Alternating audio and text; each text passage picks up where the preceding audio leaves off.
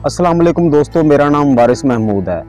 अकबर के दरबार के सभी लोग बीरबल से बहुत ज्यादा जलते थे। उनका मशीर खास था, एडवाइजर था। और क्यों ना जलते, आखिर बादशाह बीरबल से मोहब्बत भी तो इतनी करता था। एक दिन क्या हुआ कि बीरबल की तबीयत खराब हो गई। बादशाह बहुत उदास बैठा हुआ था बीरबल के बगैर। अरे इस चीज को समझ चुके थे कि बादशाह क्यों परेशान और उदास बैठा हुआ है।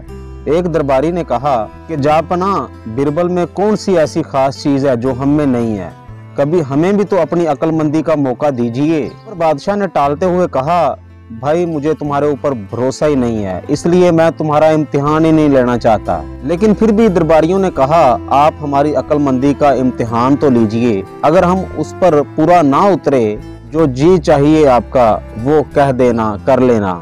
जब बादशाह ने देखा कि ये लोग आज ऐसे नहीं मानेंगे, उसने क्या किया, एक 2.5 गज का कपड़ा मंगवाया। क्या 2.5 गज का एक कपड़ा मंगवाया। और बादशाह ने कहा, एक काम करो, मैं लेटना चाहता हूँ बिस्तर पर, तुम इस कपड़े से मेरा सारा जिस्म ढक दो।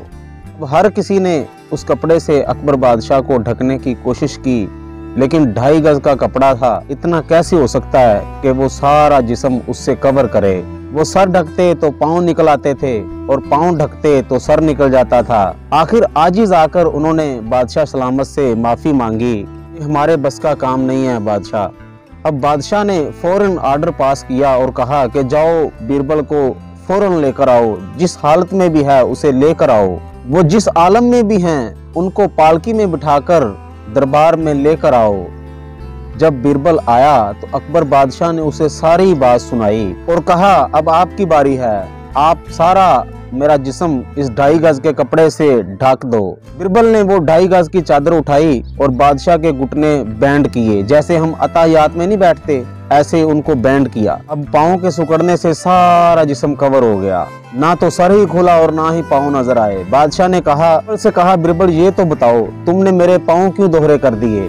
और बीरबल ने जो जवाब दिया, दिमाग की खिड़कियों को खोलकर सुनिएगा। जो आप बचपन से ये मिसाल सुनते आ रहे हैं और बहुत मशहूर मिसाल है। अपना हमारे यहाँ एक बहुत जुर्गल मिसल है कि चादर देखकर पाँव फैलाने चाहिए, इसलिए मैंने आपके पाँव चादर को देखते हुए बेंड कर दिए, सुकेड़ दिए। ये जवाब सुनकर बादशाह बहुत खुश हुआ और दरबारी लाजवाब हो गए। दोस्तों, ये बात शेयर करने का मकसद ये है कि हमेशा अपने पाँव अपनी चादर देखकर ही फैलाना चाहिए, वरना जिंदगी में बहुत नुकसान हो सकता है।